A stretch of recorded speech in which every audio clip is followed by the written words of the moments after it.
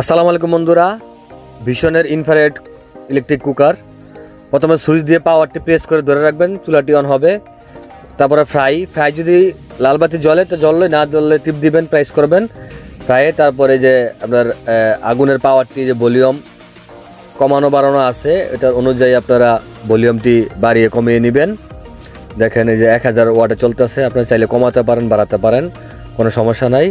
আর যদি চুলার পাতিলটা আপনার পাতিল ছোট পাতিল হয়, যে এই যে রিং লাইটটা রিং লেখা আছে, এটা একবার প্রেস করবেন, তারপরে এই আগুনটা রিংটা ছোট হয়ে যাবে। ছোট হয়ে গেলে যে আমাদের যে ভাতের পাতিল ডালের পাতিল, এটা তো আর সরানো না, এটা তো চ্যাপটা আগুনটা বাইরে থেকে বের হয়ে গরম লাগবে আর কি। এই জন্য রিংটা প্রেস করে আপনার আগুনটা ছোট বড় করে নেবেন। এই হলো সেটিং। যারা নতুন আরএফএল ভিশনের ইনফ্রারেড ইলেকট্রিক কুকার ইউজ করতে চান, তারা এইভাবে ইউজ করবেন। দেখেন কিভাবে ডাল রান্না করছি, কি সুন্দর হচ্ছে।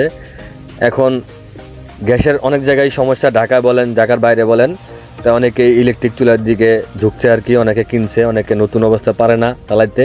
তাই দেখেন আমি দেখাচ্ছি কিভাবে চালায়। দেখুন বন্ধুরা কিভাবে ডাল হচ্ছে। এই যে রিংয়ে প্রেস করছে, দেখেন আগুনটা ছোট হয়ে গেছে, দেখছেন।